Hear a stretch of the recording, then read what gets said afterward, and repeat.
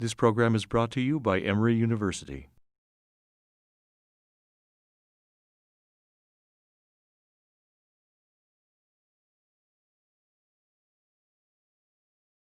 One of the most interesting, crazy, incredible cases of American jurisprudence deals with Scottsboro. Again, you can't understand unless you've got the context of the Great Depression. You have folks riding the rails looking for work just because they can't afford to, I'll go find this job here. So they're just hopping on a train and riding in, trying to find work wherever they can find work. Well, what happens in the Scottsboro case is you have 9 black teenagers, and some of them get in a fight on the train with a couple of white guys. The train stops in Scottsboro, because this fight has broken out. As they're getting off the train, as the sheriff's folks are there, the white guys get off, the black guys get off, and then 2 white women get off. And the townsfolk are looking around going, oh. And the white women, because you've got black guys and white women in Alabama in the early 1930s, I believe 1932. It's like, whoa. And the women, Victoria Price and Ruby Bates, yell rape and say that these 9 black teenagers raped them. The town immediately took the 9 kids, hauled them in jail. There was a 1-day trial for these 9 kids that ranged from the age of like 12 or 13 to 17, known as the Scottsboro Boys. In this trial, Victoria Price described a horrific rape. Well, the problem was that the doctor who had examined these women said, there's no evidence of rape here. But that didn't stop the jury. The doctor now didn't testify that there was no evidence of rape, but it was very clear that he knew there was no evidence of rape. And he had told folks there was no evidence of rape. These 9 black teenagers were convicted, and rape was an executable offense in the 1930s. And so in a 1-day trial, 8 of them were sentenced to die in the electric chair. The youngest was sentenced to life imprisonment in an Alabama prison. Now, there are multiple problems with that story. One, Ruby Bates, one of the women who had yelled rape, recanted, said it didn't happen. Now, let me tell you what really happened here. We're prostitutes.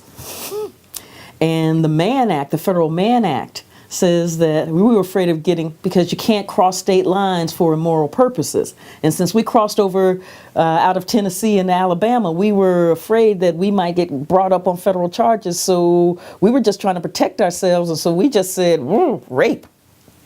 Another part of the problem was that first the Communist Party's legal wing hopped in there and took this case up to the Supreme Court to try to protect the Scottsboro Boys. Then the NAACP hopped in it. But a major Supreme Court decision was the Powell v. Alabama decision that came after this. Because think about this.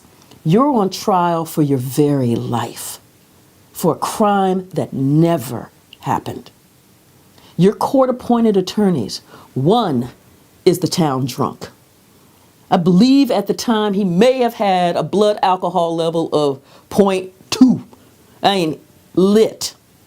The other attorney in a capital case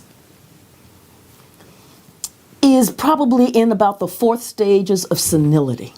So one of your attorneys is senile, looking for butterflies, and the other one is drunk, seeing butterflies.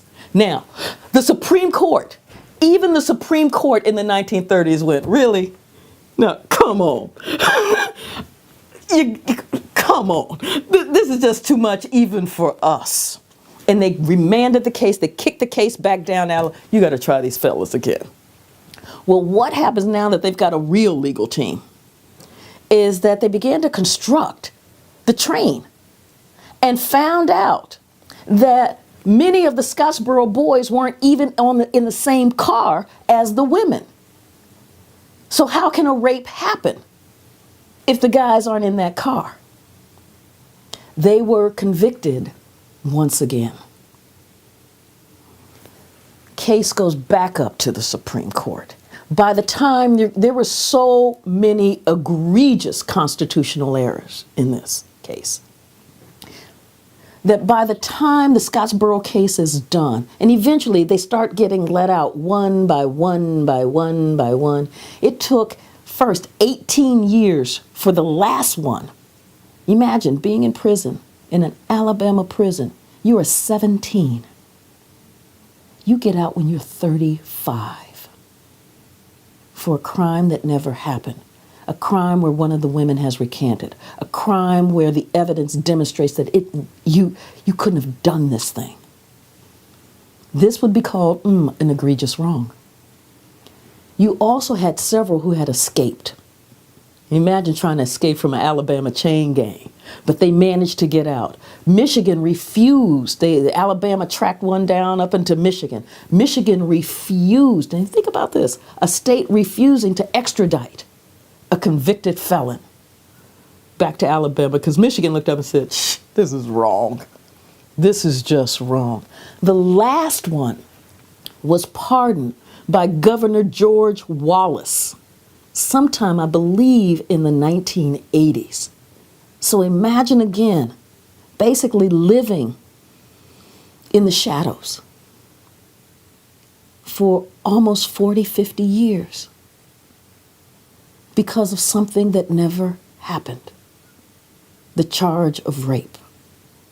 I mean, Scottsboro speaks to so much in the criminal justice system. But what you also get in this is a series of Supreme Court decisions dealing with the right to competent counsel. Thank God. And the right to have a jury that is really truly a jury of your peers. Now, that is some amazing jurisprudence that is coming out of this case of horrific, egregious, unjust, justifiable. I have no more words for what happened at Scottsboro, but an egregious wrong that, in my eyes, has never been righted. The preceding program is copyrighted by Emory University.